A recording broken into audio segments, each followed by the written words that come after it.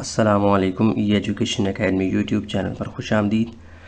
आज हम 5th chapter start करेंगे सेट्स एंड फंक्शन, और इसकी पहली एक्सरसाइज 5.1 ए इसको मुकम्मल हल करूँगा। तमाम सवालात उनकी टाइम ड्यूरेशन कोशिश करूँगा टाइम से डिस्क्रिप्शन में मेंशन हो, ताकि आपको जो सवाल जो पार्ट चाहिए वो आपको बआसानी डिस्क्रिप्शन में नज़र आ जाए। तो इसको बाकायदा शुरू करते हैं। ये 10th मैथ है, साइंस ग्रुप AJ के बोर्ड। चलिए आए इसको एक्सरसाइज 5.1 ए को बाकायदा स्टार्ट करते हैं। अच्छा, इसमें कॉन्सेप्ट्स जो हैं वो सेट्स के यूज़ हो रहे हैं और फंक्शंस के आगे चल के यूज़ होंगे। फ़िलहाल सेट यूज़ हो रहा है, तो सेट्स के जो भी कॉन्सेप्ट है वो बहुत ईजी है। कलेक्शन ऑफ थिंग्स आप इसे कह रहे हैं सेट्स को। बाकी जब सवाल करते जाएंगे ना, जो भी जहाँ पे जो बात समझानी होगी मैं वहाँ पे मौके पे समझा दूँगा। इसके लिए अलग से समझाने की ज़रूरत नहीं, क्योंकि ये तमाम क्लासेस में पिछली 5th से लेकर अब तक जितनी भी क्लासेस आप पढ़ते हैं, पहला चैप्टर अमूमन सेट्स का ही होता है, तो आपको कुछ ना कुछ कॉन्सेप्ट सेट का अच्छे से होगा। तो इसको बाकायदा शुरू करते हैं। अच्छा, क्वेश्चन नंबर 1 में वो कह रहा है एक्सरसाइज 5.1 ए की कि मैं आपको सेट्स के बारे में बोल के लिख के बता रहा हूँ कि ये कौन से सेट्स हैं। आप मुझे उनको एक्चुअल फॉर्म में यानी कि सिम्बॉलिकली मुझे लिख के बताओ। यानी ये जो फॉर्म बनी हुई है वो कह रहा है right the elements of the following sets in tabular form. सबसे पहले आपको ये पता होना चाहिए सेट्स क्या होते हैं। सेट्स होते हैं कलेक्शन ऑफ थिंग्स। कौन सी, यानी आप कह सकते हैं मिसाल के तौर पर एक अली नाम का लड़का, उसके 5 दोस्त हैं, उमर, सरफराज, कामरान, नोमी, जो भी, तो वो जो सेट बन जाएगा। जैसे आप घरों में ख़वातीन देख सकती हैं कि वो घरों में लाती होती हैं, क्या कहते हैं, डिनर सेट, ग्लास का सेट, मतलब collection of things with some similar properties. उनके दरमियान कुछ कॉमन होता है, प्रॉपर्टीज़ सेम होती हैं। ऐसे ही number of days of a week, months of a year, ठीक है, ये सारे के सारे क्या हैं, सेट्स हैं। आप उसमें कुछ ना कुछ कॉमन है इनके। खैर, ये आगे चलेंगे, आपको ये कॉन्सेप्ट आता होगा, मैं वैसे रिफ़्रेश कर रहा हूँ। तो आपने क्या करना है, इससे पहले मैंने एक छोटा सा पेपर बनाया है कि आप सेट्स को 3 तरह से रिप्रेजेंट कर सकते हैं। ये 3 ways to represent a set, यानी एक सेट को 3 तरह से रिप्रेजेंट किया जाता है। डिस्क्रिप्टिव फॉर्म, डिस्क्रिप्शन नाम से ज़ाहिर है कि आपने उसको डिस्क्राइब करना है, अपने वर्ड्स में लिखना है या बोलना है, वो डिस्क्राइब हो जाएगा डिस्क्रिप्टिव फॉर्म। उसके बाद जब उसको मैथमेटिकली जब हम उसको यूज़ करते हैं सिम्बल्स की फॉर्म में, तो वो कहलाता है टेबुलर फॉर्म। और फिर एक और इससे भी आगे जो होता है मेथड, सेट बिल्डर फॉर्म। इसमें ये होता है कि इसमें तो हम चलो एक्चुअल वैल्यूज़ लिख रहे होते हैं ना, लेकिन जब सिम्बल्स की, प्योरली सिम्बल्स की ज़ुबान में बात होगी, जनरल फॉर्म में बात होगी, तो वो सेट बिल्डर फॉर्म में होगी। ये बच्चे थोड़ा सा इसमें घबरा रहे होते हैं, लेकिन ये भी बहुत आसान है। इसको हम बहुत कम यूज़ किया करेंगे। ज़्यादा हमारा काम किससे होगा, डिस्क्रिप्टिव फॉर्म से होगा, और सबसे ज़्यादा टेबुलर फॉर्म को हम प्रोसेस कर रहे होंगे। आखिर में जाके आंसर की ज़रूरत पड़ी तो हम उसको सेट बिल्डर फॉर्म में लिख लिया करेंगे। थोड़ा सा मैं एक्सप्लेन करता हूँ। मैंने आसान मिसालें रखी हैं सिवाय प्राइम नंबर्स की जानबूझ के। डिस्क्रिप्टिव फॉर्म में पहली मिसाल क्या है, सेट ऑफ नेचुरल नंबर्स। यानी किसी बोलने वाले ने आपको कहा कि लिखो चलो जी सेट ऑफ नेचुरल नंबर्स, बोला उसने, आपने इसको रिटन फॉर्म में क्या लिखा है, सेट ऑफ नेचुरल नंबर्स। इसको रिप्रेजेंट करेंगे एक्चुअली कैसे, ऐसे। सेट ऑफ नेचुरल नंबर्स के लिए कैपिटल N, हमेशा सेट्स को कैपिटल लेटर्स से डिनोट करते हैं। तो सेट ऑफ नेचुरल नंबर्स के लिए कैपिटल जो N है, बड़ा N जो है, ये ख़ास है। यानी जब भी आपको बड़ा N नज़र आएगा सेट्स के लिए, तो आप समझ जाएंगे वो नेचुरल नंबर्स के लिए यूज़ होता है। और नेचुरल नंबर्स सवाए ज़ीरो के आगे जितने भी नंबर्स हैं वो सारे के सारे नेचुरल नंबर्स होते हैं। 1 2 3 up to so on. Dot से मुराद क्या है, ये सिलसिला जारी है, ख़त्म नहीं हो रहा। 3 के बाद 4 अप टू हज़ार, लाख, अरब, करोड़, जितना भी है वो आगे सिलसिला जारी है। और इसके लिए करली ब्रैकेट्स यूज़ की जाती हैं। ठीक हो गया। अच्छा, इसी तरह आगे आप सेट बिल्डर फॉर्म में आ जाएं तो इसमें एक्स हमेशा यूज़ किया जाएगा। वैसे कुछ भी आप यूज़ कर सकते थे, लेकिन जो नॉर्मल प्रैक्टिस है वो एक्स को यूज़ करते हैं। एक्स आपको पता है कि एक खाली बर्तन है, एक कंटेनर जिसमें आप कुछ भी डाल सकते हैं, तो एक वेरिएबल है। तो एक्स सच दैट एक्स, और ये सिंबल का मतलब है बिलोंग्स टू, ताल्लुक़ रखता है उसमें से, किस में से, एन, नेचुरल नंबर्स। वो कह रहा है एक्स, जो कि एक्स लिख के कहता है एक्स क्या है, उसकी वजाहत कर रहा है सच दैट कि x is an member of, belongs to क्या है, नेचुरल नंबर। जस्ट ये, इसमें अगर आपको थोड़ी बहुत कन्फ्यूजन है तो आप उसको बिल्कुल परेशान ना हो। आगे जब हम सवाल करेंगे, जैसे जैसे जहाँ पे सेट बिल्डर नोटेशन यूज़ होगी मैं आपको बता दूंगा, परेशान होने की ज़रूरत नहीं। सिर्फ अपने दिमाग में बिठा लें कि सेट्स को 3 तरह से ज़ाहिर किया जाता है, डिस्क्रिप्टिव फॉर्म, टेबुलर फॉर्म और सेट बिल्डर फॉर्म। तो इसी तरह एक और मैंने प्राइम नंबर्स का सेट बनाया, set of first 5 prime number. वैसे तो प्राइम नंबर्स का एक बहुत बड़ा सेट है, लेकिन मैंने उसको जस्ट फर्स्ट 5 प्राइम नंबर्स को ही लिया। प्राइम नंबर्स कौन से होते हैं, जो इनकी खुसूसियत ये होती है कि ये 1 और अपने अलावा किसी से डिवाइड नहीं होते, मतलब दूसरे लफ्ज़ों में ये 1 और अपने टेबल के अलावा यानी अपने अलावा किसी और टेबल में नहीं आते, 1 को इसमें शामिल नहीं करते। उसकी वजह यह है कि 1 यानी इनके दो फैक्टर्स होते हैं। 2 के दो फैक्टर कैसे हैं, एक तो ये 1 से डिवाइड होता है यानी 1 के टेबल में आता है, और एक ये अपने ख़ुद के टेबल में आता है या ख़ुद से डिवाइड होता है।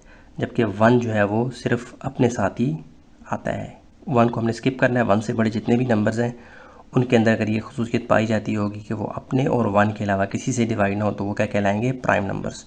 ठीक हो गया, यानी कम्प्लीटली डिवाइड होंगे, डेसिमल में आंसर नहीं आएगा। Set of first prime numbers वो क्या हैं जी, उसको डिनोट करते हैं कैपिटल लेटर P से और करली ब्रैकेट, उसके बाद 2 3 5 7 11 के बाद फिर आगे भी आएंगे नंबर्स, लेकिन चूँकि हमने यहाँ पे शर्त रखी है कि फर्स्ट 5 प्राइम नंबर्स, तो इसको अब रिप्रेजेंट करना सेट बिल्डर नोटेशन में थोड़ा सा प्रॉब्लम हो सकता था, इसलिए मैंने उसको क्या किया, x such that x belongs to, पूरे का पूरा सेट ही लिख दिया। यानी बाज़ दफ़ा जब आप उस सेट को अच्छे से डिफ़ाइन नहीं कर पा रहे होंगे तो आप उस पूरे के पूरे सेट को भी सेट बिल्डर फॉर्म में यानी टेबुलर फॉर्म को सेट बिल्डर फॉर्म में लिख सकते हैं। यानी ये बहुत बहुत कम होगा, नॉर्मली ये नहीं होगा, ठीक है, लेकिन बताना था ज़रूरी, आपको बता दिया। ऐसे ही सेट ऑफ होल नंबर्स है, इसको जब हम रिटन फॉर्म में लिखेंगे तो वो क्या होगा, डिस्क्रिप्टिव फॉर्म यानी टेक्स्ट की फॉर्म में इंग्लिश में, लेकिन जब इसको हम एक्चुअल इसकी वैल्यूज़ देंगे तो वो क्या बन जाएगा, टेबुलर फॉर्म। तो होल नंबर्स के लिए कैपिटल लेटर W यूज़ होता है, 0 1 2 अप टू, सिर्फ इसमें और नेचर नंबर में फ़र्क क्या है, 0, इसमें 0 शामिल, इसमें 0 शामिल नहीं है, बाकी तमाम नंबर सेम है। तो उसकी सेट बिल्डर फॉर्म क्या बनेगी, x such that x belongs to, W से मुराद क्या है कि W कैपिटल जो है ये अलॉट है किसके लिए, होल नंबर्स के लिए। सेट्स में जब भी आपको कैपिटल W नज़र आएगा तो आप समझ जाएंगे वो क्या है, सेट ऑफ होल नंबर्स की बात हो रही है, अंडरस्टूड है। तो ये 3 तरह के तरीके हैं। अब आपको जो क्वेश्चन नंबर 1 है ना एक्सरसाइज 5.1a का, उसमें डिस्क्रिप्टिव फॉर्म दी जा रही है, आपको टेबुलर फॉर्म बनानी है, तो आए उसको आप करते हैं।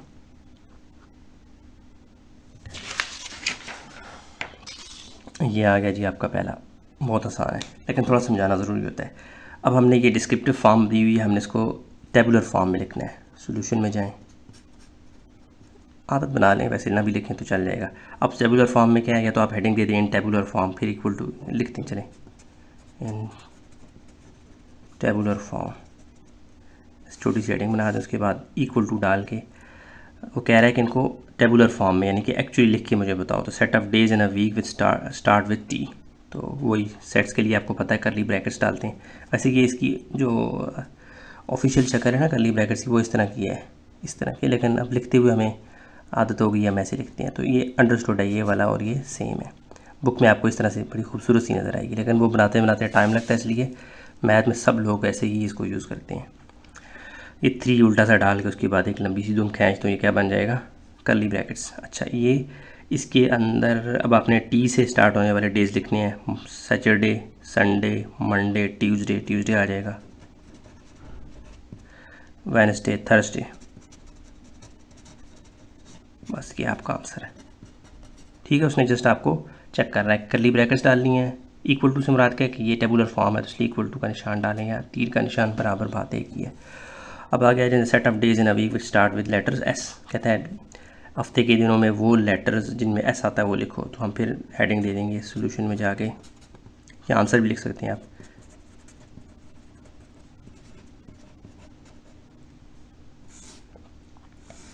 क्या आ जाएगा जी, सैटरडे, संडे,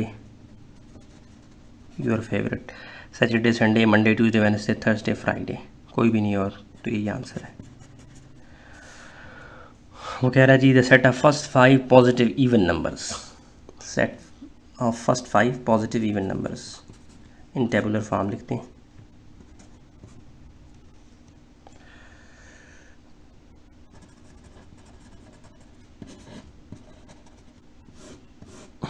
ये क्या आ जाएगा जी, first 5 positive integer positive even numbers. Even numbers क्या होते हैं, जो 2 के पहाड़े में आते हैं, 2 के टेबल में, 2 4 6 8 अप टू सो ऑन।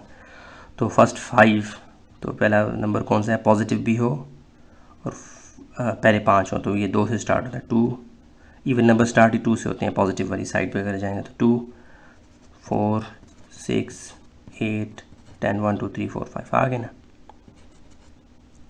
5, हाँ ठीक है, ये आंसर आ गया।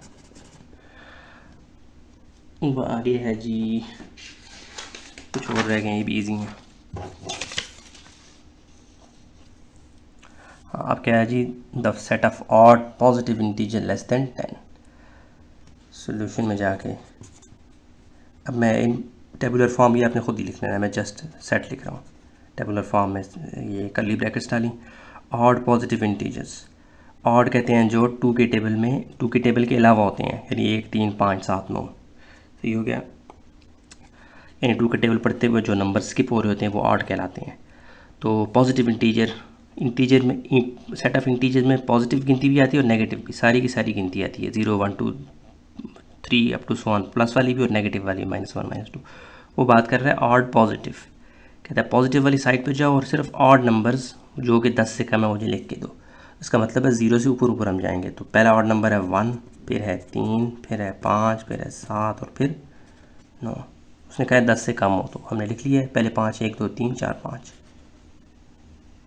हाँ नहीं, उसने 5 की शर्त नहीं लगी, उसने कहा है 10 से कम हो और पॉजिटिव हो ऑड पर, तो ठीक है फिर 5 ही बनते हैं आंसर। यानी इससे पहले आपको ऑड नंबर्स, इवन नंबर्स, ये बहुत बेसिक कॉन्सेप्ट्स हैं, ये आपको आने चाहिए, पिछली क्लासों में आपकी प्रैक्टिस होगी। ठीक है, आगे चलते हैं। The set of first 5 natural numbers. Natural numbers कौन से होते हैं? जो कहाँ से स्टार्ट होते हैं? 1 से। होल नंबर स्टार्ट होते हैं 0 से, नेचुरल नंबर स्टार्ट होते हैं 1 से। तो कह रहा है फर्स्ट 5 नेचुरल नंबर, तो बहुत ईजी है, इन टेबुलर फॉर्म आपने खुद लिख लेना है। तो पहला नंबर कौन सा है? 1, यानी 5 तक गिनती लिखने को कह रहा है वो आपको। अगले में है जी the set of first 5 prime numbers. कहता है पहले 5 प्राइम नंबर्स मुझे लिख कर दो। ठीक है, प्राइम नंबर्स अभी हमने पीछे एग्जांपल में किए हुए हैं। प्राइम नंबर्स वो होते हैं जो अपने अलावा और ये 1 के अलावा किसी और पर डिवाइड नहीं होते, यानी कम्प्लीटली डिवाइड नहीं होते। दूसरे लफ्ज़ों में किसी और टेबल में वो आते ही नहीं हैं। जैसे कि 2 है, 2 सिर्फ खुद पे, यानी 2 डिवाइडेड बाई 2 करें तो आंसर 1 आता है, या 2 डिवाइडेड बाई 1 करें तो, यानी 2 सिर्फ अपने साथ और अपने अलावा एक 1, इन दो के साथ दोस्ती करता है फैक्टर्स बनाने में। यानी इसके 2 ही फैक्टर होते हैं, एक खुद का और एक 1 के साथ। इसके अलावा कोई फैक्टर नहीं होता, किसी के टेबल में नहीं आता। तो ये वाले नंबर्स प्राइम होते हैं। तो वो कौन कौन से हैं? 1 इसमें शामिल नहीं है, 1 से ऊपर। तो ये आ जाते हैं 2 3 5 7, कितने करने हैं, और 11। ठीक हो गया, 2 3 5 7 और 11 के आपके आंसर आ गए। अप टू सो ऑन हो गए, आगे भी हैं, लेकिन उसने कहा है कि आपने, ये बिजली चली गई। क्वेश्चन नंबर 2, इसके पार्ट्स आगे देख लेते हैं। अच्छा, ये बहुत आसान है, इसमें आपने यूनियन इंटरसेक्शन फाइंड करने हैं और सेट्स भी बहुत सिंपल उसने दिए ताकि आपकी प्रैक्टिस हो जाए। यूनियन इंटरसेक्शन सेट्स के लेने की प्रैक्टिस आपकी पिछली क्लासों में बखूबी हो चुकी होगी। वो 3 सेट्स दे रहा है, एक्स कर्ली ब्रैकेट्स के अंदर ए बी सी 3 एलिमेंट हैं, ये कर्ली ब्रैकेट्स होती हैं, और इसके अंदर जो भी आपको नज़र आएगा वो क्या होंगे? एलिमेंट्स। ठीक है, इसको मैं एलिमेंट्स कहूँगा, और ये रिप्रेजेंट करते हैं कैपिटल लेटर से, A B C D X Y G कुछ भी हो सकता है। एक एक्स सेट है और एक वाई सेट है। वाई सेट जो है वो एम्प्टी है। खाली सेट भी, सेट्स के अंदर खाली सेट को भी हम ज़ाहिर करते हैं। ठीक है, ये मैथमेटिक्स में सेट्स का जो पोर्शन है इसके अंदर आपको एम्प्टी सेट अपने आप में एक सेट नज़र आएगा, तो आपने इसको भी जहन में रखना है। और जी क्या है, जो उसके 4 एलिमेंट्स हैं, कौन कौन से? C D E F. ठीक हो गया, अब चलते हैं इनको परफॉर्म करते हैं। सॉल्यूशन में जाएंगे। क्वेश्चन नंबर 2 का पार्ट 1 है, आपने फाइंड करना है एक्स यूनियन वाई। तो एक्स यूनियन वाई लिख के एक्स का जो सेट है वो लिखें आप, फिर इसी तरह यूनियन जो वाई का सेट है वो लिखें। ठीक हो गया ये। तो एक्स का सेट क्या है जी? ए बी और सी, और वाई आपको पता है वो क्या है? एम्प्टी सेट है। ठीक हो गया। यूनियन में क्या होता है? तमाम दोनों सेट्स को, जो भी जिनका भी यूनियन लिया जा रहा होता है, यूनियन कहते हैं इत्तेहाद को। वैसे भी आप कहते हैं ना हमारी यूनियन है, हर जो प्रोफेशन होता है उनकी यूनियन बनी होती है। रिक्शा ड्राइवरों की यूनियन हो जाती है, इस तरह ताजरों की यूनियन है। ठीक है, तो यूनियन से मुराद क्या है? इत्तेहाद, मुत्तहिद हो जाना। तो इनको मुत्तहिद करना है, मिलाना है दोनों सेट्स को। तो अभी तो ये आराम से मिल जाएंगे, लेकिन बाज़ दफ़ा जब जैसे वाई का कोई एलिमेंट होता है यहाँ पे, तो आपने सबको क्या करना है? मिला के लिखना है। कैसे? रिपीटिशन नहीं होनी चाहिए। अगर यहाँ भी ए यहाँ भी है तो आपने ए को एक मरतबा ही लिखना है और तरतीब से लिखना है। तो इसका मतलब है यूनियन में क्या आ जाएगा? ए बी और सी ही वापस आ जाएगा, क्योंकि एम्प्टी सेट ऑलरेडी इसके अंदर छुपा हुआ है। अगर ए बी सी को मैं निकाल दूँ तो वापस कौन सा सेट बनता है? Empty set. तो इसलिए एम्प्टी सेट को लिखने का कोई तरीका नहीं है, उसका एक ही तरीका है कि आप अंदर से एलिमेंट्स को खा जाएं। ठीक है, सिंबॉलिकली तो उसको हम या तो कर्ली ब्रैकेट से या फिर इस तरह का साइन होता है इससे डिनोट करते हैं। ठीक है, वो भी उसकी ज़रूरत पेश नहीं आई। तो ये हमारा क्या आंसर, कितना ईजी है। नेक्स्ट क्वेश्चन नंबर 2 का पार्ट 2 है। इसमें क्या कह रहा है, एक्स और जी का इंटरसेक्शन लो। यूनियन का आपको पता लग गया, बहुत ईजी। इंटरसेक्शन उससे भी ज़्यादा ईजी है। कैसे, एक्स इंटरसेक्शन जी ये आपने फाइंड करना है। X intersection G is equal to X क्या है जी आपके पास, ए बी और सी, और इंटरसेक्शन जी क्या है आपके पास, सी डी ई और एफ। मैं इसकी जगह बना रहा था। अच्छा, तो अब आपने इंटरसेक्शन में क्या करना है, यू जब होगा ऐसे ही पड़ा हुआ शेप में तो यूँ ही होगा, जब यू को उल्टा दें तो क्या बन जाएगा, इंटरसेक्शन। इंटरसेक्शन में आपने दोनों सेट्स के कॉमन जो भी एलिमेंट्स होंगे उनको लिखना है, बाकी को आपने इग्नोर कर देना है। ए यहाँ पे है, यहाँ पे नहीं है, ए इग्नोर। बी यहाँ पे है, यहाँ पे नहीं है, बी इग्नोर। सी यहाँ पे है, यहाँ पे है, ओके सी आ जाएगा। और डी इसमें नहीं है, इसमें है। ई कोई भी कॉमन नहीं है सिवाय सी के, तो इसका मतलब है एक्स इंटरसेक्शन जी क्या हो जाएगा, ओनली सी। ठीक हो गया। अब सोल्यूशन में जाते हैं। नेक्स्ट थर्ड क्या है जी, वाई यूनियन जी फाइंड करो। वाई यूनियन जी आपने फाइंड करना है। जगह ये काम में यहाँ पे आ जाए। वाई यूनियन जी से मुराद क्या है, वाई का लिखो जो भी है, वाई क्या है, सेट एम्प्टी सेट है वो लिखें। यूनियन जी क्या है जी, सी डी ई एफ। तो ये हो जाएगा, यूनियन में क्या होता है सबको मिला के लिखते हैं, तो यहाँ पे तो एम्प्टी सेट है, इसको आप सी डी ई एफ को जब निकालेंगे वापस एम्प्टी सेट ही आता है। इसका मतलब है हम जस्ट जी को लिखेंगे। आप यूनियन में दोनों को मिला के लिखना होता है, तो एम्प्टी सेट को तभी हम ज़ाहिर कर सकते हैं जब सबको निकाल दें, तो वो निकालने की ज़रूरत नहीं है, सी डी ई एफ ही इसका आंसर है। ठीक हो गया। मैं ज़रा थोड़ा एक्सप्लेन ज़्यादा कर रहा हूँ, कंफ्यूज नहीं होना, बहुत आसान है, ये आपको पहले से आते हैं। वाई यूनियन जी, ठीक हो गया, ये आंसर आ गया। अब आगे चलते हैं, अगले पार्ट्स को देख लेते हैं। क्वेश्चन नंबर 2 के मज़ीद पार्ट्स ईजी हैं, मैंने इसलिए उनको कुछ ना कुछ हल कर लिया है और बहुत आसान है।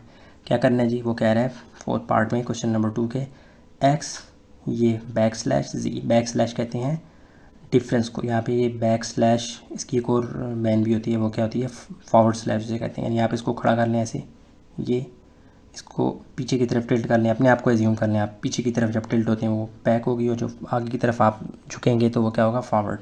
तो ये बैक स्लैश है, बोलने की ज़रूरत नहीं, सिर्फ समझा रहा हूँ, डिफरेंस बता रहा हूँ। तो एक्स बैक स्लैश जी से मुराद क्या है, एक्स माइनस जी। आप इसको सिम्बॉलिकली ऐसे भी लिख सकते हैं, तो मैंने आपकी सहूलत के लिए इसको ऐसे लिख दिया है। कभी मैं ये यूज़ करूँगा, कभी मैं ये यूज़ करूँगा। मतलब क्या होगा, डिफरेंस ये होगा, यानी एक्स में से जी को निकाल दो, यानी एक्स के एलिमेंट्स चेक करो और जी के एलिमेंट्स चेक करो। एक्स में जो जी के एलिमेंट्स हैं वो सब निकाल दो, और बाकी जो एक्स बच जाएगा वो क्या कहलाएगा, डिफरेंस, यानी वो एक्स माइनस जी या एक्स बैक स्लैश जी कहलाएगा, एक्स डिफरेंस जी। तो एक्स में क्या है, ए बी सी, और देखें कि कोई जी का एलिमेंट एक्स में पाया जाता है, बिल्कुल पाया जाता है। यानी मैंने क्या किया, एक्स माइनस जी, एक्स का इसको मैंने एक्स सेट को लिखा, माइनस वैसे का वैसा डाला, और फिर मैंने क्या लिख दिया, जी के सेट्स को लिख दिया। तो इन दोनों में कॉमन कोई है, जस्ट आप इन दोनों में कॉमन देख लिया करें। तो कॉमन इन दोनों में क्या है, सी और सी कॉमन, इसको वैसे ही लेड पेंसिल से, कच्ची पेंसिल से काट लें, ये मैंने आपको समझाने के लिए किया है। बाकी जो बच जाएगा ना एक्स इस वाले पार्ट में, लेफ्ट साइड वाले में, वही आपका आंसर होगा। ठीक हो गया, कितना ईजी है। तो ये आपका सवाल पूरे का पूरा स्क्रीन में भी आ गया। ठीक हो गया। अच्छा आगे चलते हैं। ये 5th पार्ट क्या है जी, वाई बैक स्लैश एक्स से मुराद क्या है, वाई माइनस एक्स। इसको ऐसे भी लिख सकते हैं, वही मैंने किया। और वाई क्या आपको पता है, एम्प्टी सेट है, और एक्स क्या है जी, वो क्या है एक्स, वो भी ए बी सी है। तो इसमें कुछ कॉमन है ही नहीं, यानी कि वाई तो है ही खाली, इसमें से हम ए बी सी को क्या निकालेंगे। तो जब कुछ भी निकलेगा तो बाकी क्या बचेगा, वही एम्प्टी सेट। ठीक हो गया, यानी इसमें निकालने वाला कुछ है ही नहीं, ए बी सी इसमें है ही नहीं, तो मुड़ के यही वापस आंसर आ जाएगा। आगे चलें। 4th 5th और ये 6th है क्या है जी, वाई बैक स्लैश जी, क्या मुराद है, वाई में से जी को निकाल दो। तो अब मैं माइनस का साइन नहीं लिख रहा, डायरेक्टली जो है वही लिख रहा हूँ। वाई डिफरेंस जी क्या आ जाएगा, वाई का सेट, डिफरेंस का सिंबल जो कि बैक स्लैश है ये, और जी क्या है, C D E F. Same यहाँ पे वाला काम होगा, इसमें से क्या निकालूँ, कुछ है ही नहीं, तो मुड़ के वापस यही आ जाएगा। ठीक है। ये आपको जस्ट वो तैयार कर रहा है आगे के सवालों के लिए। बाकी जो है ये सवाल बहुत आसान है। लेकिन तीनों के तीनों सवाल आपके स्क्रीन में भी आ गए। अब चलते हैं अगले वाले पे। अच्छा, अब यहाँ पे थोड़ा सा आपको काम करना होगा। अब क्या करना है, आपने z\x मतलब z माइनस एक्स फाइंड करना है। ठीक हो गया। तो अब मैं माइनस का सिंबल नहीं लिख रहा, डायरेक्टली लिख रहा हूँ। इसका मतलब क्या होगा, माइनस है, यानी इसको आप लिख सकते हैं z\x equal to z minus X भी लिख सकते हैं। ठीक हो गया। मैं जो सिंबल यूज़ है हो रही है वो यूज़ कर रहा हूँ। पीछे आपको 3 सवालों में मैंने प्रैक्टिस करवा दी है। तो z\x से मुराद क्या है, z माइनस एक्स। z को लिखा सेट को, बैक स्लैश यानी माइनस, और ABC x को सेट को लिखा। तो इसमें क्या करते हैं, z में से x को निकाल देते हैं। z के अंदर जो भी x के एलिमेंट्स होंगे उनको हम निकाल देंगे। मतलब यहाँ पे c है, यहाँ पे c है, तो c को निकाल देंगे। बाकी DEF इसके अंदर है ही, मीन्स आंसर क्या आ जाएगा, DEF। ठीक हो गया। ये मैंने मार्कर दूसरा यूज़ कर लिया, सॉरी। तो क्या होगा, यानी आपने असल में इस C और इस C को काट दिया। बाकी जो बच जाएगा वो क्या आ जाएगा, आंसर। ये आपने लेड पेंसिल से काटना है। ऐसे डायरेक्टली काट देंगे मसला नहीं, लेकिन अच्छी आदत नहीं है। आपने जस्ट स्मेल करना है। जो पहले वाले सेट के अंदर कॉमन होगा, सेम जो एलिमेंट्स होंगे वो आपने काट देने। बाकी जो पहले सेट के अंदर जो बच जाएगा वही आपका आंसर होगा। ठीक हो गया। यानी z में से आपने x को निकाल देना है। आगे चलें, वक्त बचाने के लिए मैंने लिख लिया था। अगला क्या है जी, वो कह रहा है x यूनियन x, यानी x यूनियन x को फाइंड करना ईजी है। अब x का एलिमेंट लिखा और दोबारा फिर x का एलिमेंट लिखा, उनका यूनियन करवाना है। यूनियन क्या करवाना है, सबको मिला देना है। तो A B C दोनों के पास एक जैसे एलिमेंट्स हैं, तो हम यूनियन में क्या करते होते हैं, रिपीटिशन नहीं होती। यानी A नहीं लिखेंगे। A दो के पास है, दोनों के पास है, तो हम एक दफ़ा ही लिखेंगे। B दोनों में दो दफ़ा मौजूद है, लेकिन एक दफ़ा लिखेंगे। C दोनों के पास है तो एक दफ़ा लिखेंगे। तो यूनियन में आपको क्या बात समझ आई कि जो कॉमन होंगे उनको आपने एक ही दफ़ा लिखना है और सबको मिला के लिखना है। तो ABC यही आंसर आ गया। ठीक हो गया। अब चलते हैं अगले वाले पेज पे। ये बाकी जो 2 बच गए ये भी मैंने किए हुए हैं।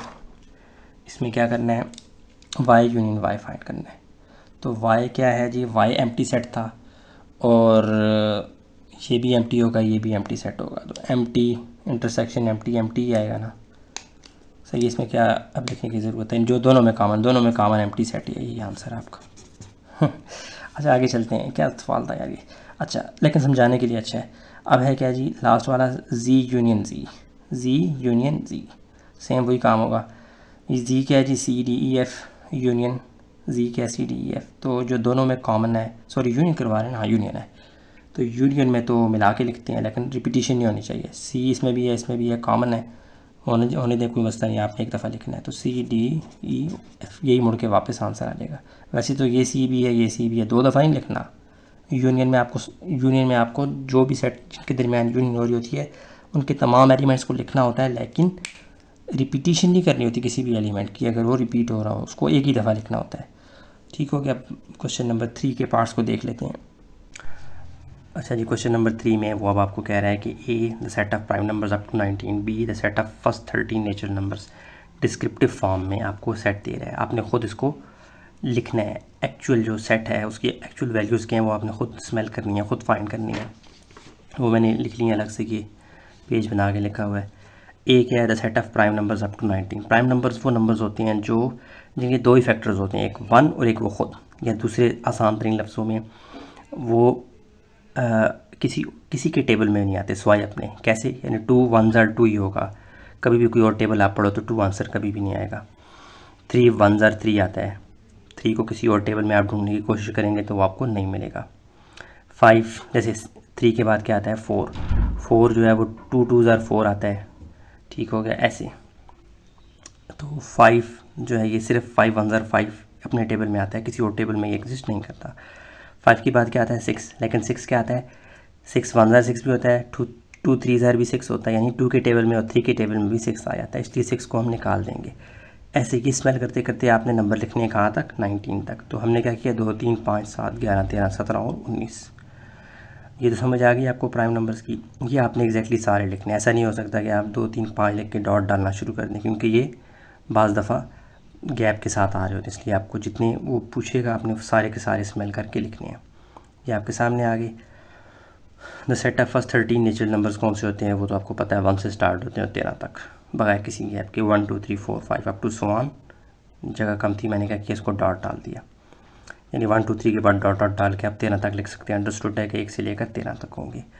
अब इसको, ये आपने क्वेश्चन को एक तरह से आपने बना लिया अपने काम के लिए। अब आप इसको यूज़ करेंगे किसमें, सवालों में। आगे चलते हैं। ये क्वेश्चन है, मैंने जो है वो पहले कुछ ना कुछ हल कर लिया। कैसे, मतलब जस्ट वैल्यूज़ लिखी हैं। ए की वैल्यू अभी मैंने आपको दिखाई है, set of prime number up to 19। Union B क्या है, set of natural number up to 13, यानी फर्स्ट 13 नेचुरल नंबर्स। इनका यूनियन कराना। यूनियन से मुराद क्या है कि आपने इन दोनों सेट्स को मिला के लिखना है, तरतीब के साथ लिखना है, सिर्फ रिपीटिशन ना हो। जैसे 1 इसमें है, इसमें नहीं है, आपने लिखना है। दोनों में भी, अगर दोनों में से किसी एक में होगा तो भी आपने उसको लिखना है, एलिमेंट को। 1 लिखा, 2 यहाँ भी है, यहाँ भी है, आपने रिपीट नहीं करना है, एक दफ़ा लिखना है। 3 यहाँ भी है, यहाँ भी है, आपने एक दफ़ा लिखना है।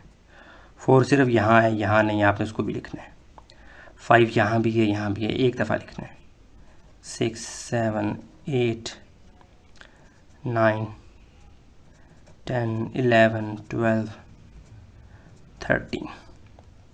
13 तक तो आप ही देखना, 13 इसके अंदर पाए जाते हैं। वो सारे के सारे इसमें तो नहीं है, लेकिन यूनियन में क्या होता है, आप मिला के लिखते हैं। तो किसी एक में भी होंगे तो आपने वो भी लिखने होंगे, सिर्फ रिपीटिशन नहीं होनी चाहिए। जैसे 5 यहाँ पर भी है, यहाँ पर भी है, मैंने एक दफ़ा लिखा। अब 13 के बाद यहाँ तो ये सेट ख़त्म हो गया, लेकिन इस सेट के अंदर अभी भी एलिमेंट्स मौजूद हैं। देखें 13 बाद क्या है, 17 और 19। तो यूनियन में हम एक सेट में भी नंबर हो तो वो भी लिखते होते हैं, इसलिए हमसे यहाँ पे 17 भी लिखेंगे और 19 भी। तो ये क्या आ जाएगा, ए यूनियन बी, ये आपका क्या है, आंसर। इजी है ना। अब आप करते हैं ए इंटरसेक्शन बी। सेम ए और सेम बी वाली सेट्स मैंने यहाँ पे लिखे हुए हैं, ठीक है। सोल्यूशन लिखने के बाद इंटरसेक्शन में क्या होता है, जो दोनों में कॉमन हो। देखें दोनों में कॉमन 1 यहाँ है, यहाँ नहीं है, 1 फेल हो गया। 2 यहाँ है, यहाँ है, तो 2 को लिखेंगे। 3 को लिखेंगे, 3 भी कॉमन है दोनों में। 5 भी कॉमन है। 13 तक सारे कॉमन है, क्योंकि ये 1 से लेकर 13 तक का सेट है, तो इसलिए चुप करके आप 13 तक लिखें। 3 5 7 11 13, उसके बाद कोई नहीं है, उसके बाद कोई नहीं है कॉमन, तो इसलिए हम यहीं तक अपने आंसर को रखेंगे। इजी है ना। अब अगले सवाल को देख लेते हैं। हाँ जी, अब क्वेश्चन नंबर 3 का पार्ट 3 है, इसको देख लेते हैं। ए माइनस बी आपने करना है। याद रखें, ए माइनस बी को माइनस से भी डिनोट करेंगे और ये बैक स्लैश से भी डिनोट कर सकते हैं। दोनों सूरतों में माइनस ही मुराद होगा, ठीक है। तो इसने इस वाले क्वेश्चन में, थर्ड वाले में माइनस शो किया, इस वाले में बैक स्लैश ये वाली टेढ़ी लाइन यूज़ की है। तो दोनों का मतलब सेम है, ठीक है। जो फिर सिंबल यूज़ हो रही है मैं उसी को आगे चला रहा हूँ। आप इसको बदल भी सकते हैं, बी माइनस ए भी कर सकते हैं। अच्छा, ए माइनस बी से मुराद क्या है, ए को लिखें, उसके बाद बी को लिखें। ए में जो बी वाले हैं उनको निकाल दें और बाकी जो ए बच जाएगा वो आपने आंसर के तौर पे लिखना है। यानी ए में से बी को निकालना है। ए में स्मेल करें, जो बी वाले हैं सारे निकाल दें।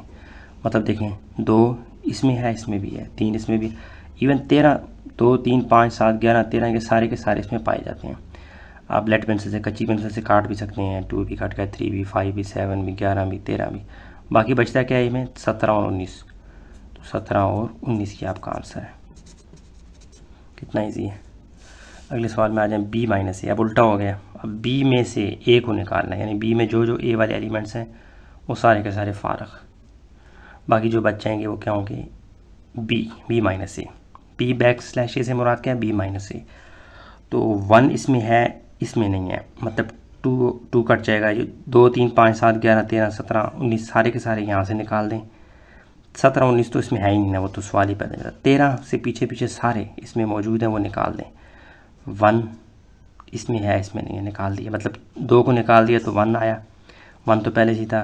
3 भी निकाल दिया, 4 आ जाएगा। 5 इसमें नहीं लिखना, 6 लिखना है, 7 नहीं लिखना, 8 लिखना है, 9 लिखना है, और क्या जी 10 लिखना है, 11 नहीं लिखना, 12 लिखना है। बस यही आंसर है। आगे 13 तो इसमें भी है, इसमें भी है। इसमें बी में से ए को निकालना है, मतलब ए वाले जितने भी एलिमेंट्स होंगे वो निकाल के बाकी जो होंगे वो आपका आंसर होगा। तो यहाँ क्या आ गया जी, आंसर। कितना इजी है। आगे चलते हैं, अगले सवाल को देख लेते हैं।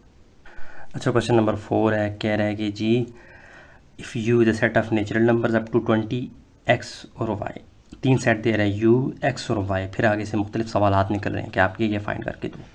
अच्छा, अब ये आपको दे रहा है यू से मुराद यूनिवर्सल सेट होता है। यूनिवर्स कैसे कहते हैं, कायनात, यानी बहुत बड़ा सेट। तो सवालों में यहाँ पे यूनिवर्सल सेट जब भी आएगा आपकी समझ लेना वो बाकी जो सेट्स होंगे उनसे कुछ बड़ा हुआ करेगा, ये समझ लो उनका बाप हुआ करेगा। तो यू जो है यूनिवर्सल सेट जो है इसका फंक्शन क्या है कि आगे आपको समझ आ जाएगी। पहले भी आपने यूज़ किए होंगे क्लासों में, पिछली सेम कॉन्सेप्ट है। यूनिवर्सल सेट जो होगा वो आपकी समझ लो कि दूसरे जो सेट्स होंगे उनके अबू होंगे, बड़े होंगे। यूनिवर्सल सेट एक बड़ा सेट होगा जिसमें से बाकी सेट्स को हम आगे चल के माइनस किया करेंगे। तो उसने क्या किया, यू जो है यूनिवर्सल सेट को आपको डिस्क्रिप्टिव फॉर्म में दी, यानी कि टेक्स्ट की फॉर्म में दिया है कि खुद फाइंड करो। कह रहा है U is a set of natural numbers up to 20। Natural number कहाँ से स्टार्ट होते हैं, 1 से। वो कह रहा है 20 तक, पहले 20 नंबर नेचुरल, वो यूनिवर्सल सेट है। फिर एक्स तो आपको दे रहा है टेबुलर फॉर्म में, यानी कि बाकायदा से आपको उसकी एलिमेंट्स, उसकी जो वैल्यूज़ हैं वो नज़र आ रही हैं, वाई भी नज़र आ रहा है। तो कह रहा है आप मुझे फाइंड करके दो। एक्स के ऊपर उसने एक छोटी सी लाइन ड्रॉ की हुई है, इसे कहते हैं, ये बाज़ दफ़ा ये लाइन होगी टेढ़ी सी, बाज़ दफ़ा ये सी छोटा सा होगा। इन दोनों का मतलब सेम है, जैसे वो a माइनस बी या a/b का मतलब सेम होता है ना, a-b। ऐसे ही इसको और इसको दोनों को क्या कहते हैं, कॉम्प्लीमेंट। इससे मुराद क्या होता है, जब भी आपको किसी एलिमेंट के ऊपर किसी अल्फ़ाबेट के ऊपर ये नज़र आएगा सेट्स के केस में, तो इससे मुराद ये होगा कि आपको वो कह रहा है कि इसको यू में से निकाल दो। यानी एक्स कॉम्प्लीमेंट से मुराद क्या होगा, एक्स बार से मुराद क्या होगा, इस क्वेश्चन मार्क सोल्यूशन लिखने के बाद एक्स बार से मुराद ये होगा कि यू में से एक्स को निकाल दो। एक्स कॉम्प्लीमेंट से मुराद क्या है, ये मुराद है U minus x. You minus x का जो रिज़ल्ट होगा वो कहलाएगा क्या, एक्स बार या एक्स कॉम्प्लीमेंट। ठीक हो गया। अगर यहाँ पे होता बी के ऊपर बार होती, हम क्या करते, बी यू माइनस बी करते, यानी वो जो यूनिवर्सल सेट है इसका हमेशा नाम यू हुआ करेगा। यूनिवर्सल सेट का हमेशा नाम क्या हुआ करेगा, यू। आपने यू में से उस सेट को निकाल देना है, तो वो क्या कहलाएगा, उस सेट का कॉम्प्लीमेंट। तो अब हमने क्या किया, सेट्स हमें पता है, एक्स कॉम्प्लीमेंट से मुराद क्वेश्चन मार्क मैंने किया, एक्स कॉम्प्लीमेंट से मुराद क्या है, U minus x. You minus x किया, यू की वैल्यूज़ लिखी माइनस एक्स की वैल्यूज़। अब यू के अंदर से आपने एक्स को निकाल देना है, और यू आपको पता है 1 से लेकर 20 तक है, तो चुप करके निकाल दें, जो आंसर आएगा वो क्या कहलाएगा, एक्स कॉम्प्लीमेंट। ठीक हो गया, क्योंकि यू माइनस एक्स क्या है, एक्स कॉम्प्लीमेंट। तो मैं यहाँ पे एक्स कॉम्प्लीमेंट लिख सकता हूँ। ये बार हो सकती है, यहाँ पे छोटा सा सी भी हो सकता है, दोनों के लिए, दोनों की एक ही बात होगी, इन दोनों का मतलब एक ही है। 1 इसमें है, जो एक्स इसमें है वो निकाल दें, एक्स की वैल्यूज़ जो इसमें पाई जाती हैं वो आपने निकाल देनी है। तो 1 इसमें भी है, इसमें भी है, मतलब दूसरे लफ्ज़ों में जो कॉमन है वो निकाल दें, बाकी जो बच जाएगा वो आपका आंसर होगा। सिर्फ इसको टारगेट करते हुए पहले वाले को, माइनस में आपने ये स्मेल करना है। तो 1 इसमें है, इसमें भी है, 1 को नहीं लिखना। 2 इसमें है, इसमें नहीं है, 2 को लिखें। 3 इसमें है, इसमें भी है, नहीं लिखना। 4 इसमें है, इसमें नहीं है, लिखो। 5 इसमें है, मत लिखो। 6 लिखो। 7 इसमें है, मत लिखें। 8 लिखें। 9 इसमें है, मत लिखें। 10 लिखें। 11 इसमें है, मत लिखें। 12 नहीं है, लिखें। 13 इसमें है, इसमें भी है, तो 13 मत लिखें। 14 आगे सारे इसमें मौजूद नहीं है। 14, 15, 16, 17, 18, 19 और 20। ये आपका क्या आ गया जी, आंसर। एक्स कॉम्प्लीमेंट आपने निकाल लिया। ठीक हो गया, कितना इजी है। अगले सवाल को देख लेते हैं, जो मैंने कुछ ना कुछ हल किया हुआ आपके लिए।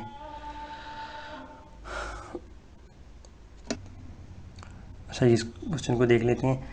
इसमें अब आपने क्या करना है, वाई कॉम्प्लीमेंट या बार होगी, ये छोटा सा सी होगा, मतलब ही होगा कि आपने इसको यू में से माइनस करना है।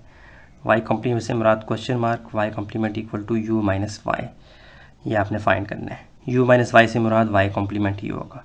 यहाँ पे होता है डी कॉम्प्लीमेंट, तो मुराद क्या होता है, यू माइनस डी, यानी यू में से आपने उस सेट को निकाल देना है, वही आंसर होगा। Y complement, B complement, D complement, कोई भी सेट होगा उसका मतलब ये होगा। तो अब यू में से वाई को निकालना है, यू के सेट को लिखा माइनस वाई के सेट को लिखा। अब क्या होगा, यू में से वाई को निकाल देना है, या दूसरे लफ्ज़ों में जो दोनों में कॉमन है वो आपने यू सेट में नहीं लिखना। अब देखें, 1 यहाँ पे है, यहाँ पे नहीं है, 1 को तो लाजमी लिखें। 2 यहाँ पे है, यहाँ पे भी है, 2 को मत लिखें, 2 कैंसिल हो गया, मतलब 2 यहाँ से भी कट गया, यहाँ से भी कट गया। 3 यहाँ पे है, वहाँ पे नहीं, हम लिखें। 4 यहाँ पे है, यहाँ पे भी है, मत लिखें। 5 यहाँ पे है, यहाँ पे नहीं है, लिखें। इन नंबर्स के अलावा बाकी सारे नंबर्स उठा के लिखते हैं। ये जितने भी नंबर्स हैं इनमें से निकाल दें, बाकी लिखते हैं। 3, 5, 6 इसमें है, मत लिखें, 7 लिखें। 8 इसमें है, मत लिखें, 9 लिखें। 10 इसमें है, मत लिखें, 11 लिखें। 12 इसमें है, मत लिखें, 13 लिखें। 14 इसमें है, मत लिखें, 15 इसमें है, मत लिखें। 16, 17, 18, 19 और 20। ये आंसर आ गया आपका। कितना इजी है। नेक्स्ट क्वेश्चन देख लेते हैं। अच्छा जी, क्वेश्चन नंबर 4 का पार्ट 3 इसमें देखें। थोड़ा सा वो मुश्किल बना रहा है लेकिन है आसान ही है। सेम स्टेप्स आपने करने हैं। वो कह रहा है X complement union Y find करके दो। एक्स कॉम्प्लीमेंट से मुराद क्या है? U minus X. ठीक है, अगर वाई कॉम्प्लीमेंट होता है उससे मुराद क्या होता है? U minus Y. ये यू यूनियन वाला है, ये वाला यू नहीं है। ये यू और इस यू से कंफ्यूज नहीं करना अपने आप को। सिंपल एक तरह के है ना, तो बंदा कंफ्यूज हो जाता है, इसलिए आपने ध्यान रखना है। एक्स कॉम्प्लीमेंट यूनियन वाई, तो एक्स कॉम्प्लीमेंट यूनियन वाई हमने फाइंड करना है। इसको मैंने इक्वेशन ए का नाम दे दिया, क्योंकि इसको पहले थोड़ा सा रोकेंगे, पहले एक्स कॉम्प्लीमेंट को सॉल्व करेंगे। एक्स कॉम्प्लीमेंट से मुराद क्या है? यू में से एक्स को निकाल दो, यू माइनस एक्स करेंगे, जो आंसर आएगा वो इसमें डालेंगे इक्वेशन ए में, इसलिए मैंने इस इक्वेशन को रोक दिया है। तो ये क्या आ जाएगा? यू में से एक्स की तमाम वैल्यूज़ को निकाल दें, या दूसरे लफ्ज़ों में लेड पेंसिल लेके आप इसको काटना शुरू कर दें। 1 को काट दें, 2 इसमें है वो नहीं कटेगा, वो आ जाएगा। 3 इस दोनों में कट जाएगा, 3 नहीं लिखना। 4 लिखना है, 5 नहीं लिखना। यानी जो जो एलिमेंट्स एक्स में पाए जाते हैं वो आपने यू में से निकालने हैं। तो जो यू बच जाएगा वो आपका आंसर होगा। तो इनको नहीं लिखना, जो इसमें मौजूद हैं कॉमन नहीं लिखना, बाकियों को लिखना है। 2, 4, 6, 7 तो है इसमें भी, इसमें भी 2, 4, 6, 7, 8, 10, 12, आगे 14 से आगे सारे हैं।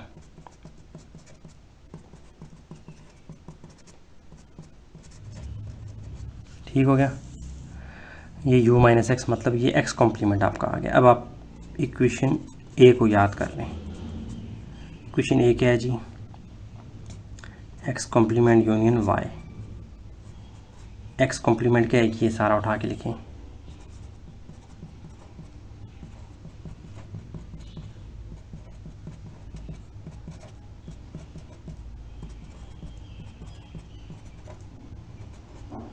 यूनियन क्या है जी? y क्या है? y की वैल्यूज़ हैं, क्या दिया? ये y की वैल्यूज़ ये लिखी हुई है मैंने, पेज कहीं घूम गया मेरे से। ये है y की वैल्यूज़, सॉरी y की वैल्यूज़ कितने? 1 मिनट रुको यार।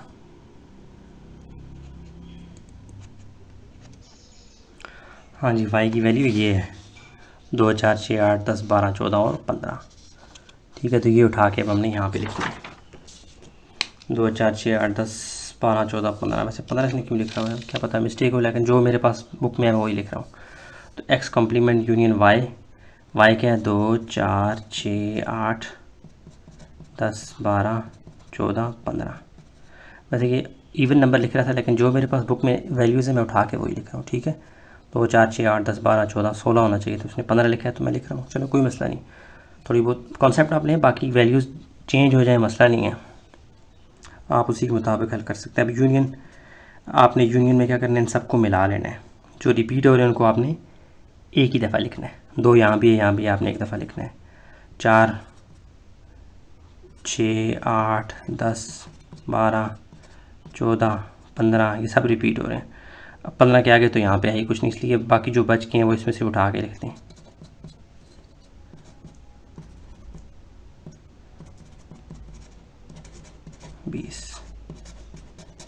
आंसर आ गया। इजी है ना? तो ये आपका आंसर कंप्लीट हो गया। यानी एक्स कॉम्प्लीमेंट वाई हमने फाइंड करना था, इस इक्वेशन को मैंने रोक दिया। एक्स कॉम्प्लीमेंट फाइंड किया, you minus x, you minus x, you में से एक्स को निकाला, एक्स कॉम्प्लीमेंट आ गया। एक्स कॉम्प्लीमेंट को उठा के डाला किसमें? इक्वेशन ए में, और यूनियन किया उसका वाई के साथ, तो आंसर ये आ गया। ठीक हो गया। अब चलते हैं नेक्स्ट 4th पार्ट की तरफ, जो सामने लिखा हुआ है। ये भी मैंने कुछ सॉल्व किया, वो इजी स्टेप्स थे, मैंने इसलिए पहले ही लिख लिए थे। उसमें क्या करना है? एक्स कॉम्प्लीमेंट वाई फाइंड करना है, sorry X complement intersection Y. तो ये फाइंड करना है इसको, पहले यूनियन था अब इंटरसेक्शन है, तो मैंने इसको इक्वेशन ए का नाम दिया क्योंकि एक्स कॉम्प्लीमेंट फाइंड करना है। एक्स कॉम्प्लीमेंट से मुराद क्या है, यू माइनस एक्स। तो यू माइनस एक्स क्या हो जाएगा, एक्स यू की वैल्यू लिखी और एक्स की वैल्यू, ठीक हो गया, यू की वैल्यू और एक्स की वैल्यू। यू में से एक्स को निकालना है, तो मतलब जो यू में एक्स की वैल्यूज़ है वो मैंने निकाल दी, बाकी क्या बचा ये आ गया, ठीक हो गया। अब मैंने क्या करना है नेक्स्ट स्टेप में, एक्स कॉम्प्लीमेंट आ गया, एक्स कॉम्प्लीमेंट को उठा के डालना है इक्वेशन ए में, एक्स कॉम्प्लीमेंट इंटरसेक्शन वाई। अब जो इन दोनों में कॉमन है वो हमारा आंसर है, ख़त्म। 2 इसमें है लिख दो, 4 इसमें है लिखो, 6 भी है, 8 भी है, 10 भी है, 12 भी है, 14 भी है और 15 भी है, बस यही आंसर है, ठीक हो गया। कितना ईजी है, ये हमारा पसीना निकल रहा है।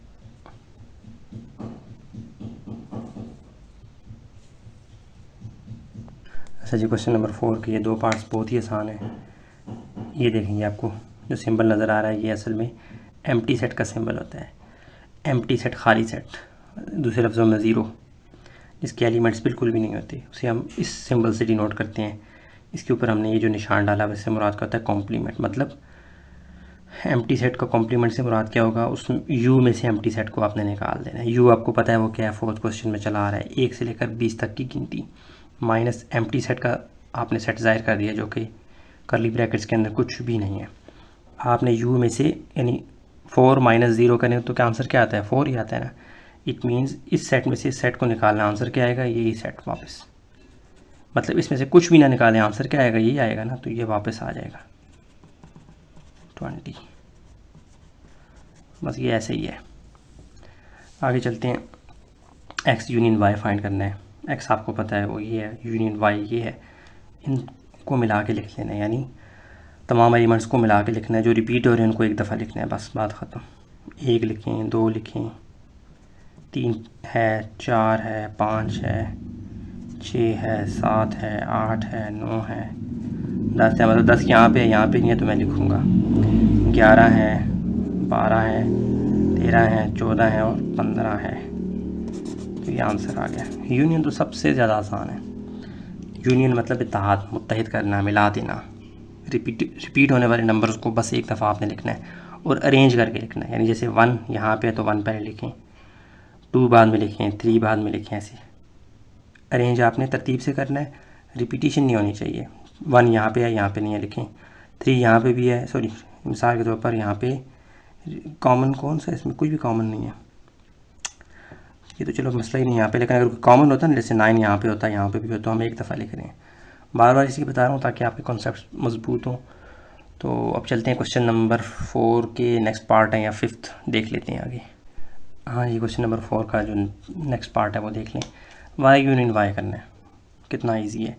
अब यहाँ पे आपको यूनियन की ज़्यादा समझ आ रही होगी कि आपने जो कॉमन होंगे उनको भी एक दफ़ा लिखना है। 2 यहाँ पे भी है, 2 यहाँ पे भी है। वाई यूनियन वाई मैंने करके इक्वल टू क्वेश्चन मार्क डाला, वाई की वैल्यू यूनियन वाई की वैल्यू, तो कुछ भी नहीं होगा, जस्ट वाई ही वापस आ जाएगा, क्योंकि 2 यहाँ भी है, यहाँ भी है, 2 कॉमन है, 4 यहाँ भी है, 4 भी है, तो एक दफ़ा लिखना होता है, तो ये वापस आ जाएगा वाई ही, क्योंकि हमें इजाज़त नहीं है कि हम कॉमन वालों को 2 दफ़ा लिखें। ठीक है, वाई यूनियन वाई क्या आ जाएगा, वाई ही आएगा। आगे चलते हैं। अब है जी एक्स बैक स्लैश वाई, मतलब एक्स माइनस वाई आपने फाइंड करना है। माइनस साइन भी यूज़ होता है और ये बैक स्लैश वाला भी साइन यूज़ होता है, दोनों का मतलब माइनस ही है।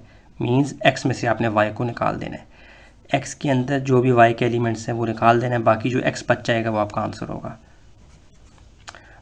1 इसमें है, इसमें नहीं है, मतलब कट नहीं सकते, तो 1 आंसर आ गया। 3 इसमें है, इसमें नहीं है, 3 भी लिखें, यानी जो एक्स में हो वाई में ना हो वो आपने उठा के लिख लेना है। दूसरे लफ्ज़ों में जो वाई में है वो एक्स में से निकाल दें, या आप लेड पेंसिल ले लें, जो कॉमन उनको काटते जाएं, बाकी जो बच जाएगा एक्स वो आपका आंसर होगा। कितने रास्ते बता रहा हूँ आपको, 1 3, बल्कि ये सारे के सारे हैं, 5 7 9 11 13, ये सारे का सारा ही इसमें मौजूद नहीं है, ये सारे का सारा क्या है जी आपका आंसर। ठीक हो गया। अब चलते हैं नेक्स्ट क्वेश्चन की जानिब। अच्छा जी, क्वेश्चन नंबर 5 है। ये छोटा सा सवाल है लेकिन ये एग्जामिनर्स के लिए आइडियल होता है, तो मैंने इसके ऊपर IMP लिखा हुआ, इम्पोर्टेंट भी है। तो क्या कह रहा है जी, इसमें आपको जस्ट सिम्बॉलिकली सेट्स के बारे में बता रहा है। कह रहा है if x is equal to n, y is equal to w, then find question number 1 और क्वेश्चन नंबर 2। 5 क्वेश्चन के 2 पार्ट्स आएंगे।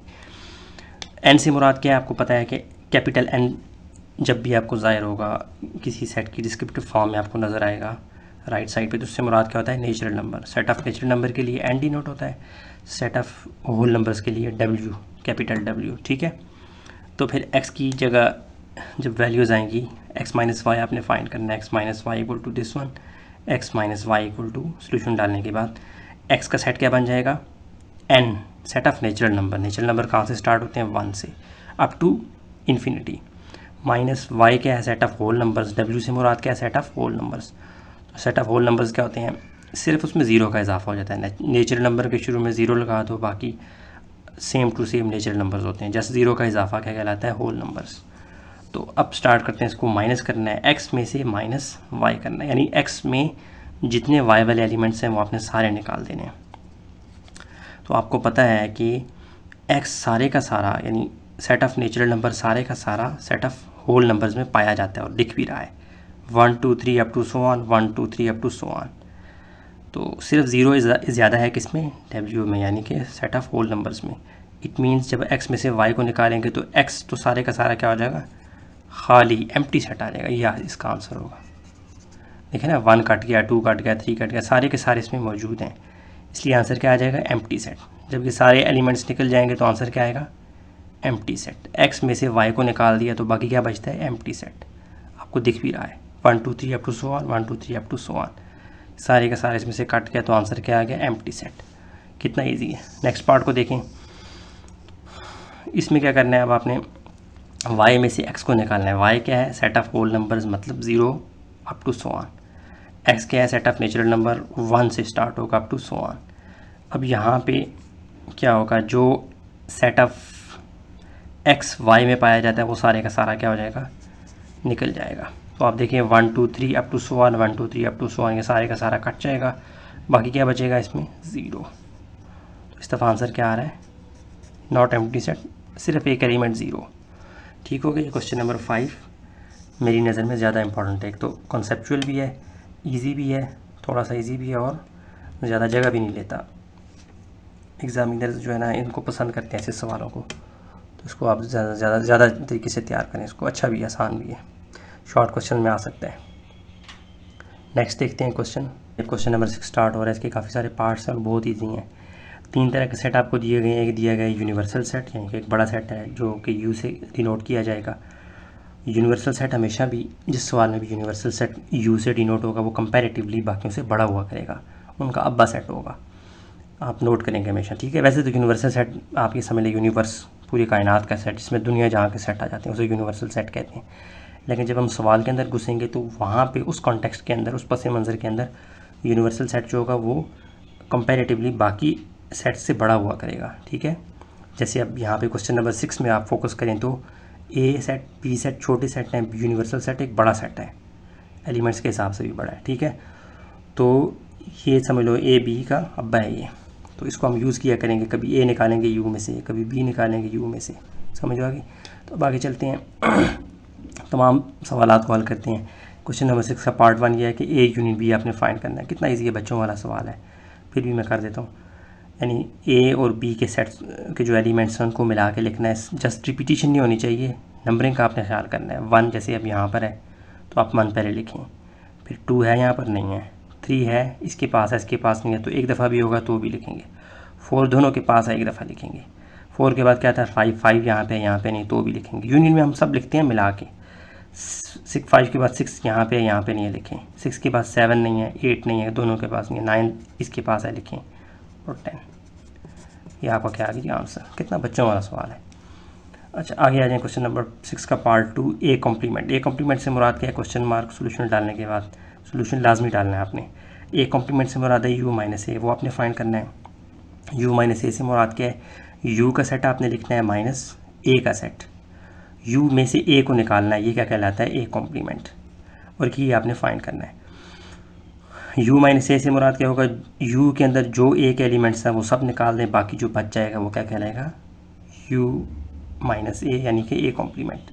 या दूसरे लफ्ज़ों में जो दोनों में कॉमन है उसको काट लिया करें, बाकी जो सेट बच जाता है लेफ़्ट साइड पे वो आपका क्या है, आंसर। तो 1 इसके पास है, इसके पास नहीं है, मतलब 3 4 5 6 जैसे इसमें से निकाल देंगे बाकी क्या आ जाएगा आंसर।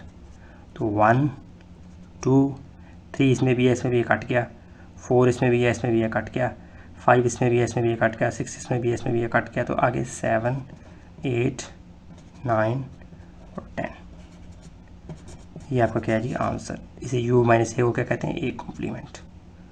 कितना इजी है। आगे चलते हैं, नेक्स्ट पार्ट देख लेते हैं। अब देखें जी बी कॉम्प्लीमेंट। बी कॉम्प्लीमेंट से मुराद क्या है, u में से b को निकालना है, ये आपने फाइंड करना है, u माइनस बी, यू का सेट लिखा माइनस बी।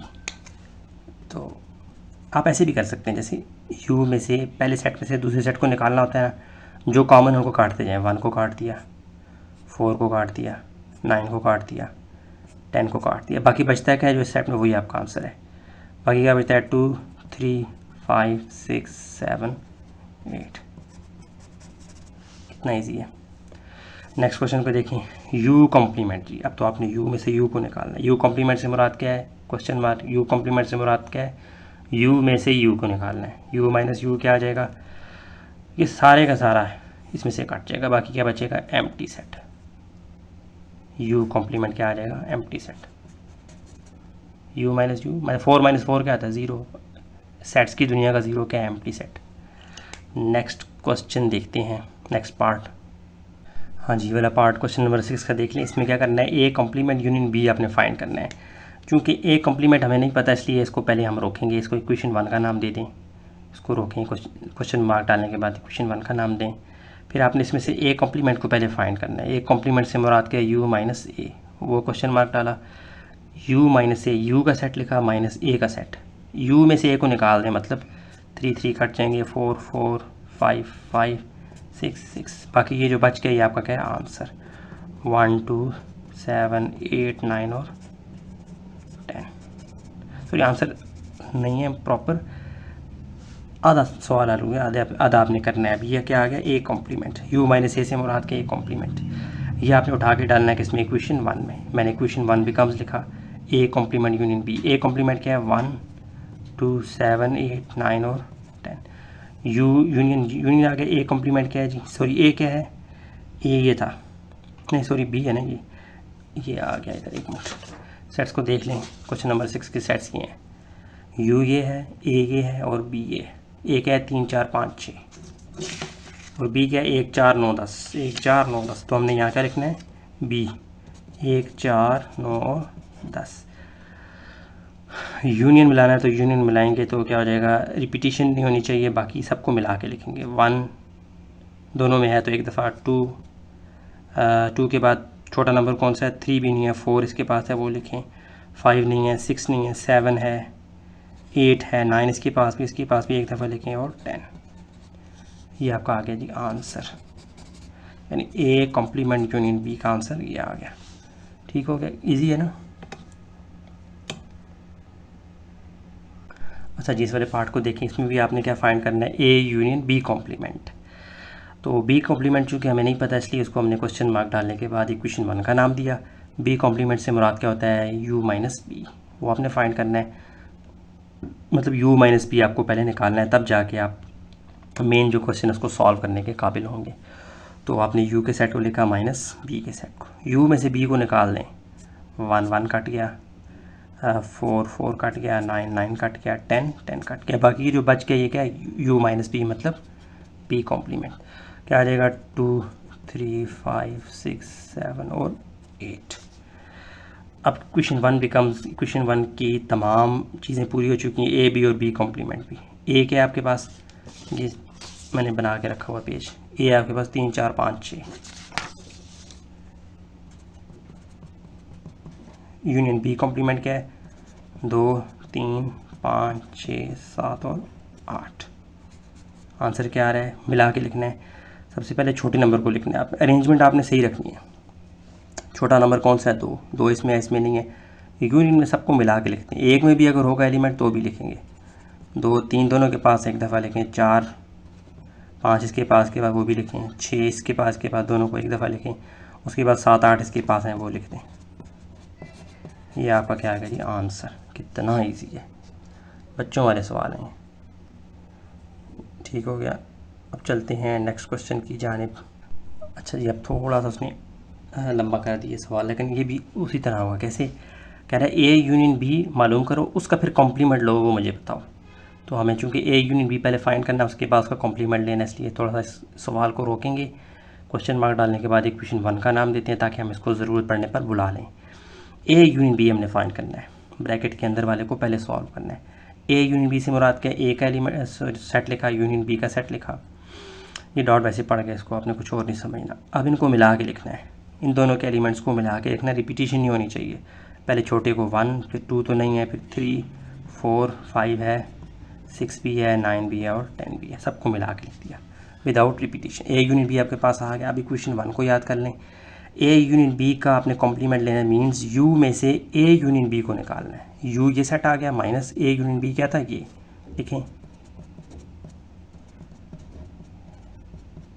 ठीक हो गया। 1 3 4 5 6 9 10। अब जो u में से इस वाले तमाम सेट्स को निकाल दें। 1 ही निकल गया, 3 निकल गया, 4 निकल गया, 5 6 निकल गया, 9 10 निकल गया। बचा क्या, 2 7 और 8। कितना इजी है, समझ आ गई। ये आ गया आपका A union B whole complement.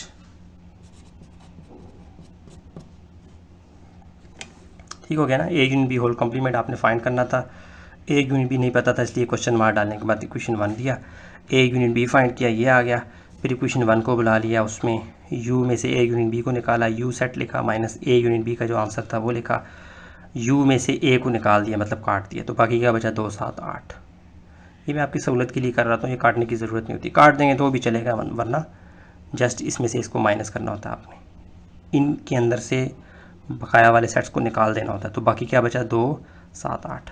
Okay, अब चलते हैं नेक्स्ट क्वेश्चन की जानिब। हाँ जी, अब इसको देखते हैं क्वेश्चन नंबर 6 का ये वाला part. A complement back slash या माइनस बी कॉम्प्लीमेंट, ये आपने फाइंड करना है। इट मीन्स अब आपको थोड़ा सा काम ज़्यादा करना है। इसको इक्वेशन 1 का नाम दें, क्योंकि आपको ए कॉम्प्लीमेंट भी नहीं पता, ना ही बी कॉम्प्लीमेंट पता है। तो पहले आप ए कॉम्प्लीमेंट फाइंड करें, फिर आप बी कॉम्प्लीमेंट फाइंड करें, तब जाके इक्वेशन 1 को याद करना। तो ए कॉम्प्लीमेंट से मुराद क्या है, यू माइनस ए। यू को लिखा, माइनस ए को लिखा, तो निकाल दें। जो कॉमन उनको काटें, 1 सॉरी यार, ये 1 वैसे ही काट दिया, सॉरी। ये 3 4 3 4 5 6 5 6, ये 1 गलती से कटा हुआ है, इसलिए आप इसको लिखेंगे 1 2 7 8 9 और 10। ये आ गया ए कॉम्प्लीमेंट। अब आपने बी कॉम्प्लीमेंट फाइंड करना, मतलब यू माइनस बी। यू का सेट लिखा, माइनस बी का सेट, तो 1 और 1 कट गया। 4 यार 4 गलती से, हाँ सही है, सॉरी 4 है, इसमें 4 भी काट दिया, 9 भी काट दिया और 10 भी काट दिया। बाकी क्या बचा, ये आंसर है बी कॉम्प्लीमेंट। 2 3 5 6 7 और 8, ये आ गया बी कॉम्प्लीमेंट। ए कॉम्प्लीमेंट भी पता लग गया, बी कॉम्प्लीमेंट भी पता लग गया। अब आप A complement back slash B complement मतलब ए माइनस बी फाइंड कर सकते हैं। ए कॉम्प्लीमेंट क्या था, 1 2, ये ऊपर आया हुआ है, 7 8 9 और 10। बैक स्लैश बी कॉम्प्लीमेंट क्या है, 2 3 5 6 7 और 8। अब जो कॉमन है वो काट दें, मतलब 2 कट गया, 6 7 8 7 7 8 8, 3 5 6 इसमें है, इसमें नहीं है, तो हमने सिर्फ कॉमन काटने थे, बाकी जो बच जाएंगे वो ही आंसर है आपका। तो ए कॉम्प्लीमेंट बैक स्लैश या माइनस बी कॉम्प्लीमेंट का आंसर क्या आ गया, 1 9 10। ये आपका आंसर आ गया। मुझे लगा था लंबा हुआ, मैंने जगह बनाई हुई थी, लेकिन ये हल हो गया। ठीक हो गया। A complement B complement find करना था, माइनस के साथ क्वेश्चन मार्क डाला, इक्वेशन 1 दिया। ए कॉम्प्लीमेंट से मुराद क्या होता है, U minus A. B complement से मुराद क्या होता है, यू माइनस बी। पहले यू माइनस ए करके ए कॉम्प्लीमेंट निकाला, फिर यू माइनस बी करके बी कॉम्प्लीमेंट निकाला, फिर इन दोनों को उठा के डाला इक्वेशन 1 में। मतलब ए कॉम्प्लीमेंट की जगह उसकी वैल्यू, बी की जगह उसकी वैल्यू, कॉम्प्लीमेंट जो कॉमन थे वो काट दिए, बाकी जो बच जाएगा वो लेफ्ट साइड पे जो ए कॉम्प्लीमेंट में से बी कॉम्प्लीमेंट को निकालना था, तो आंसर क्या आ गया, 1 9 10। ठीक हो गया। ये सारा सवाल स्क्रीन में भी आ गया।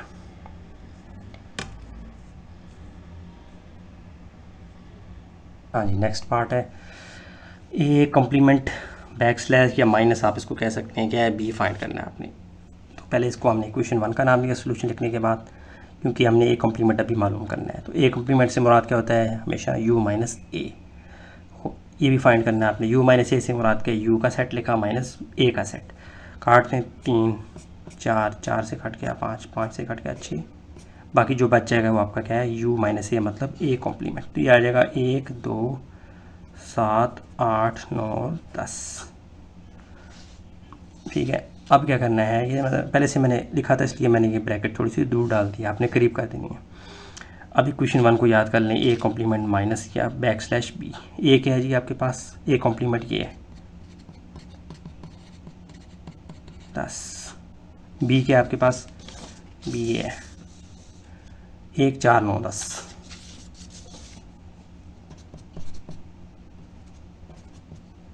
एक 4 9 10।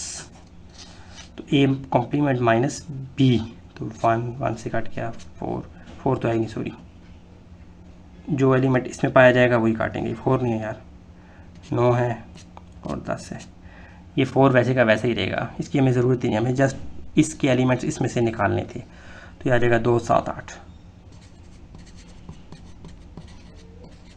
ये 4 गलती से कट गया, ये आपने ऐसे ही एज इट इज़ रहने देना, इसकी हमें ज़रूरत ही नहीं है। जो एलिमेंट्स कॉमन होंगे वो आपने काट देने हैं माइनस में, और जो बच जाएंगे वो लेफ़्ट साइड पे वो आपका आंसर हुआ करेगा। समझ आ गई। ए कॉम्प्लीमेंट बी फाइंड करना था, ए कॉम्प्लीमेंट फाइंड किया, यू माइनस ए का ए कॉम्प्लीमेंट आ गया, इसको उठा के डाला इक्वेशन 1 में। A complement minus back slash 1 4 9 10, 1 9 और 10 कट के बाकी जो बच गया वो आपका आंसर। नेक्स्ट क्वेश्चन देखते हैं। हाँ जी, ये मुझे लगता है लास्ट पार्ट है, क्योंकि मैं पेजेस पहले ही बना लेता हूँ। तो क्या हो जाएगा, क्वेश्चन नंबर 6 का last part, A back slash यानी कि माइनस का सिंबल है ये, B complement, A back slash B complement equal to question mark. Equation 1 का नाम इसलिए दिया है क्योंकि अभी बी कॉम्प्लीमेंट फाइंड करना, उसके बाद हम इस इक्वेशन को सॉल्व करेंगे। तो बी कॉम्प्लीमेंट से मुराद क्या होता है, यू माइनस पी, उसको क्वेश्चन मार्क किया, उसके बाद यू माइनस पी, यू की वैल्यू माइनस बी की कैसेट। अब इनमें जो कॉमन है वो काट दें बेशक, 1 1 से कट गया, 4 4 से कट गया, 9 10 9 10 से कट गया, बाकी जो बच्चा का ये क्या है, यू माइनस पी। ये आ गया, यू माइनस बी किसे कहते हैं, बी कॉम्प्लीमेंट। अब आप इक्वेशन 1 को याद करें, ए और बी कॉम्प्लीमेंट लिखें यहाँ पर। ए के सेट क्या है जी, वो आपको पता है, ये 3 4 5 6। बी कॉम्प्लीमेंट क्या है, 2, जो कॉमन है वो काट दें, 3 3 से कट गया, 5 और 6 5 और 6 कट गया, बाकी बचा क्या 4। ये आपका क्या है जी आंसर। कितना इजी सवाल है ये आपने फाइंड करना था। क्वेश्चन 1 दिया, बी कॉम्प्लीमेंट, चूँकि इसमें अननोन था वो फाइंड करना था, यू माइनस बी किया, यू का सेट माइनस बी का सेट, यू में से बी को निकाल दिया, बाकी जो बचा वो आ गया बी कॉम्प्लीमेंट को उठा के डाला क्वेश्चन 1 में, इस जगह पे ए माइनस बी कॉम्प्लीमेंट, जो कॉमन थे वो काटा, बाकी क्या बचा, आंसर क्या आ गया 4। नेक्स्ट एक्सरसाइज में मिलते हैं, दुआ में याद रखें, लाइक करें, सब्सक्राइब करें, शेयर करें, अपने दोस्तों को बताएं, दुआ में ख़ास तौर पे याद रखें। अस्सलामु अलैकुम।